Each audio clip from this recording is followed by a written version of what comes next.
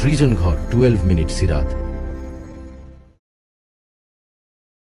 আসসালামু আলাইকুম ওয়া রাহমাতুল্লাহি তাআলা ওয়া বারাকাতুহু। আলহামদুলিল্লাহি ওয়াহদা ওয়াসসালাতু ওয়াসসালামু আলা মান লা নাবিয়্যা বা'দা, আম্মা বা'দ।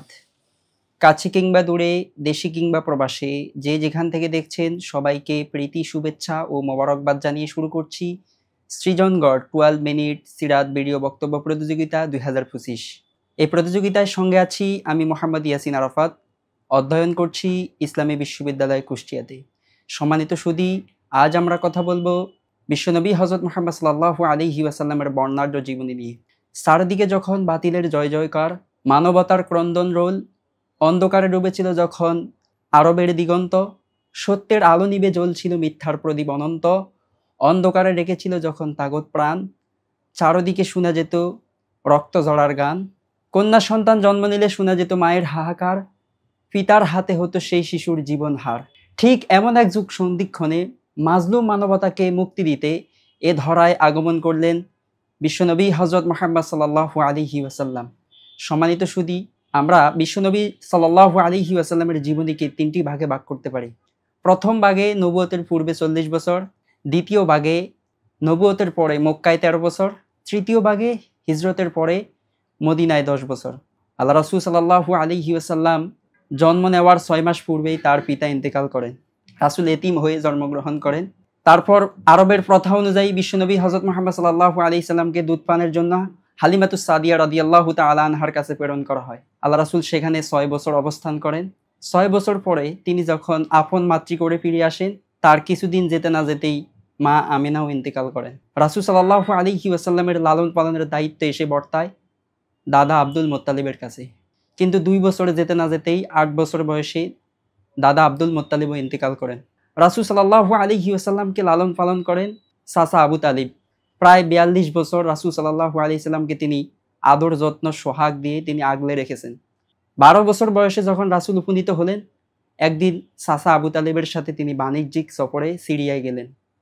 সেখানে রাসূল সাল্লাল্লাহু আলাইহি ওয়াসাল্লামকে দেখে খ্রিস্টান পাদ্রী বহায়রা ভবিষ্যৎ নবী হওয়ার আগাম বার্তা দিলেন। 16 বছর বয়সে বিশ্বনবী সাল্লাল্লাহু আলাইহি ওয়াসাল্লাম তার আরবের 5টি গোত্রের সেবা ও শান্তিমূলক সংগঠন হিলফুল ফুজুলে অংশগ্রহণ করেন। বিশ্বনবী হযরত মুহাম্মদ সাল্লাল্লাহু আলাইহি ওয়াসাল্লাম 25 বছর বয়সে আম্মাজান খাদিজাতুল কুবরা রাদিয়াল্লাহু তাআলা আনহার সাথে বিবাহ বন্ধনে আবদ্ধ হন। 35 বছর বয়সে রাসূল সাল্লাল্লাহু আলাইহি ওয়াসাল্লাম কাবাগর তৃতীয় নির্মাণ উপলক্ষে হাজরা আসওয়াদ পাথর প্রতিস্থাপনের জন্য যে দায়িত্ব রাসূলের কাঁধে এসে পৌঁছায়, তিনি সেটা অত্যন্ত যোগ্যতা এবং দক্ষতার সাথে এবং বুদ্ধি বিচক্ষণতার সাথে সেটা পালন করেন।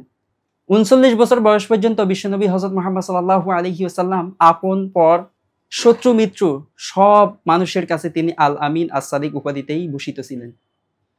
রাসূল সাল্লাল্লাহু আলাইহি ওয়াসাল্লামের বয়স যখন 40 বছরে উপনীত হলেন, তখন হেরা গুহায় ধ্যানমগ্ন অবস্থায় আল্লাহ তাআলার পক্ষ থেকে তিনি ওহী প্রাপ্ত হন। নবুয়তের প্রথম 3টি বছর রাসূল সাল্লাল্লাহু আলাইহি সাল্লাম ওহী প্রাপ্ত হওয়ার পরেই তিনি গোপনে গোপনে দাওয়াতি কাজ করেন। প্রথম 3টি বছর গোপনে দাওয়াতি কাজ করতে গিয়ে নারীদের মধ্যে হযরত খাদিজাতুল কুবরা রাদিয়াল্লাহু তাআলা আনহা, পুরুষদের মধ্যে হযরত আবু বকর, বালকদের মধ্যে হযরত আলী রাদিয়াল্লাহু তাআলা আনহু এবং শ্রমিকদের মধ্যে হযরত যায়েদ ইবনে হারেস রাদিয়াল্লাহু তাআলা ইসলাম কবুল করেন। প্রথম 3 বছর রাসূল সাল্লাল্লাহু আলাইহি সাল্লাম যখন গোপনে দাওয়াতি কাজ করেন, এই গোপনে দাওয়াতি কাজ করতে গিয়ে নারীদের মধ্যে আম্মাজান খাদিজাতুল কুবরা রাদিয়াল্লাহু তাআলা আনহা, পুরুষদের মধ্যে হযরত আবু বকর সিদ্দিক রাদিয়াল্লাহু তাআলা আনহু এবং বালকদের মধ্যে হযরত আলী রাদিয়াল্লাহু তাআলা আনহু এবং শ্রমিকদের মধ্যে হযরত যায়েদ বিন হারেসা রাদিয়াল্লাহু তাআলা আনহু সহ মোট 40 জন ইসলাম কবুল করেন। রাসূল সাল্লাল্লাহু আলাইহি ওয়াসাল্লামের উপরে যখন সূরা শুআরার 214 নম্বর আয়াত নাজিল হলো, ওয়া আনযির আশিরাতাকাল আকরাবিন, হে রাসূল আপনি আপনার নিকট আত্মীয়দের মাঝে দাওয়াতি কাজ করুন। আল্লাহর পক্ষ থেকে আয়াত নাজিল হওয়ার পরে বিশ্বনবী সাল্লাল্লাহু আলাইহি সাল্লাম প্রকাশ্যে দাওয়াতি কাজ করার জন্য তিনি সাফা পাহাড়ে আরোহণ করলেন। সেখানে গিয়ে তিনি মক্কাবাসীদেরকে ইসলামের দাওয়াত দেওয়ার জন্য তিনি একত্রিত করলেন। কিন্তু ভাগ্যের নির্মম পরিহাস, সর্বপ্রথম রাসূলের দাওয়াতকে বাধাগ্রস্ত করেছিলেন চাচা আবু লাহাব। রাসূলকে উদ্দেশ্য করে তিনি ছুঁড়ে মারলেন এক টুকরা পাথর, যার প্রতিবাদে আল্লাহ তাআলা সূরাতুল লাহাব নাজিল করেছিলেন। আল্লাহ রাসূল সাল্লাল্লাহু আলাইহি ওয়াসাল্লাম এই প্রকাশ্যে দাওয়াতি কাজ করতে গিয়ে গরিব যে সকল সাহাবী ইসলাম কবুল করেছে, হযরত বেলাল রাদিয়াল্লাহু তাআলা আনহু, হযরত খাব্বাব, হযরত খুবাইব, হযরত আম্মার ইবনে ইয়াসার, হযরত সুমাইয়া রাদিয়াল্লাহু তাআলা আনহা, এই সকল গরিব সাহাবীদের উপরে চরম জুলুম নির্যাতন শুরু হয়েছিল। অভিশপ্ত আবু জাহেলের বর্ষার আঘাতে হযরত সুমাইয়া রাদিয়াল্লাহু তাআলা আনহা ইসলামের প্রথম শহীদ অর্থাৎ তিনি শাহাদাত বরণ করেন। নবুয়তের ৫ম বছরে রাসূল সাল্লাল্লাহু আলাইহি সাল্লাম যখন দেখতে পেলেন সাহাবায়ে কেরামের উপরে চরম জুলুম নির্যাতন চলছিল, তখন তিনি সাহাবায়ে কেরামকে আবিসিনিয়ায় হিজরত করার অনুমতি দিলেন। মক্কার অলিতে গলিতে যখন ইসলামের সুমহান বাণী পৌঁছে যাচ্ছিল, ঠিক তখনই কাফের মুশরিকরা এই দাওয়াতকে সহ্য করতে না পেরে তারা রাসূল সাল্লাল্লাহু আলাইহি ওয়াসাল্লামকে নবুয়তের ৭ম, ৮ম, ৯ম বর্ষে শিয়াবে আবি তালেব গিরি সংকটে আটকে রাখেন। রাসূল সাল্লাল্লাহু আলাইহি ওয়াসাল্লাম অত্যন্ত দুঃখ এবং কষ্টের দিনগুলো সেখানে পার করেন। তার জীবনের সবচেয়ে কঠিনময় দিনগুলো শিয়াবে আবু তালেবে কেটেছিল। সেখানে তিনি খাওয়ার না পেয়ে গাছের লতাপাতা খেয়ে জীবন অতিবাহিত করেন।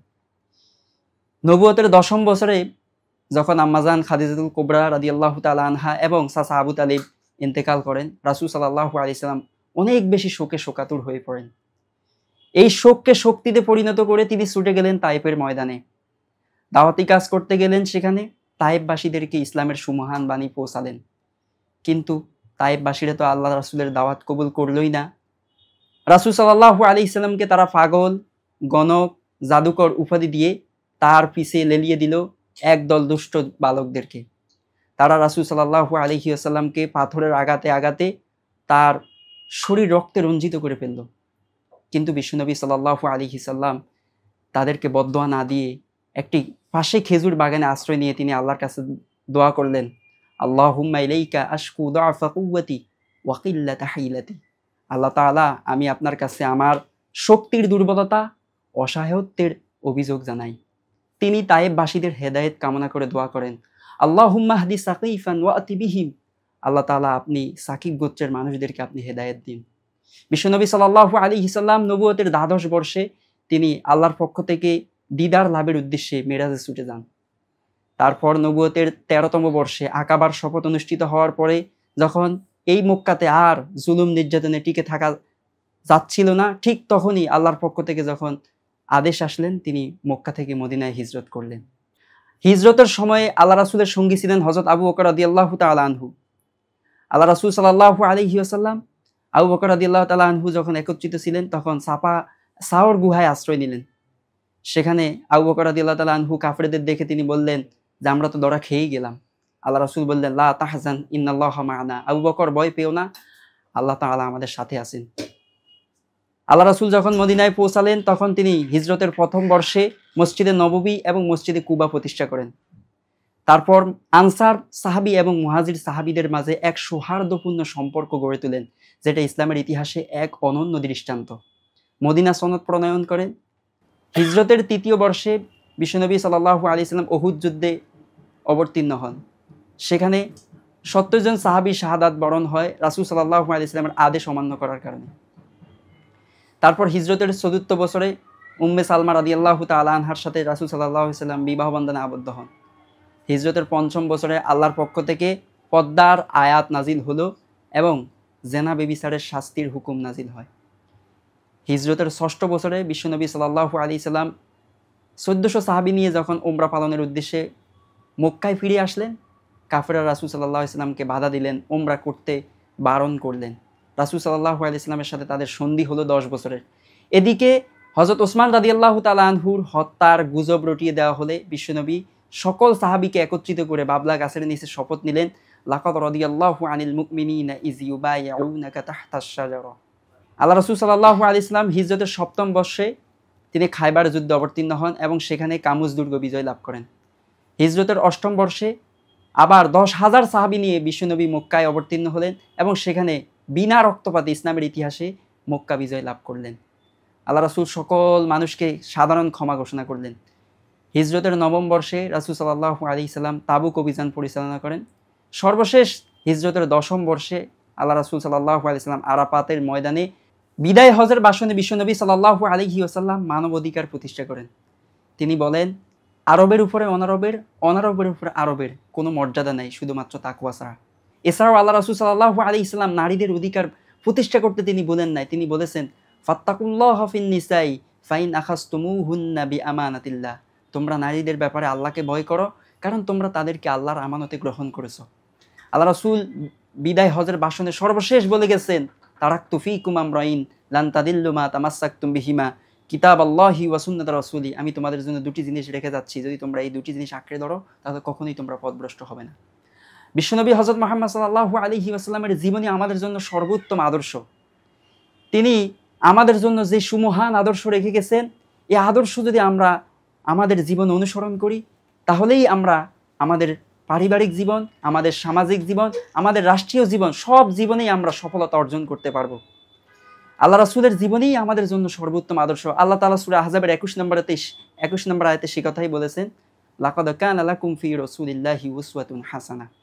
আল্লাহ রাসূল যখন ইন্তেকাল করলেন, সাহাবায়ে কেরাম অনেক বেশি কান্নাকাটি শুরু করলেন। হযরত ওমর রাদিয়াল্লাহু তাআলা আনহু বললেন, আজকে যে বলবে মুহাম্মদ ইন্তেকাল করছে তার কল্লা আমি আলাদা করে ফেলবো। বিশ্বনবী হযরত মুহাম্মদ সাল্লাল্লাহু আলাইহি ওয়াসাল্লামের ইন্তেকালের এই শোক সহ্য করতে না পেরে তারা যখন হাউতাশে নিমগ্ন হলেন, তখন হযরত আবু বকর রাদিয়াল্লাহু তাআলা আনহু আল্লাহর প্রশংসা করে তিনি বললেন, মান কানা মিনকুম ইয়াবুদু মুহাম্মাদান সাল্লাল্লাহু আলাইহি ওয়াসাল্লাম ফাইন্না মুহাম্মাদান কদ মাতা ওয়া মান কানা মিনকুম ইয়াবুদুল্লাহা ফাইন্নাল্লাহা হাইয়ুন লা ইয়ামুত।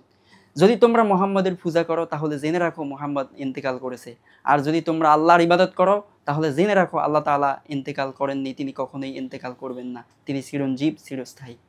সুতরাং আমরা বিশ্বনবী সাল্লাল্লাহু আলাইহি ওয়াসাল্লামের জীবনী থেকে আমি এই ভিডিওর মাধ্যমে পৃথিবীবাসীকে আহ্বান করব, আসুন আমরা সবাই বিশ্বনবী সাল্লাল্লাহু আলাইহি ওয়াসাল্লামের জীবনী অনুসরণ করি। তার জীবনীতেই আমাদের জন্য ইহকালীন কল্যাণ এবং পরকালীন মুক্তি নিহিত আছে। সবাইকে ধন্যবাদ জানিয়ে শেষ করছি। ওয়া আখিরু দাওয়ানা আনিল হামদুলিল্লাহি রাব্বিল আলামিন। ওয়াসসালামু আলাইকুম ওয়া রাহমাতুল্লাহি ওয়া বারাকাতুহু।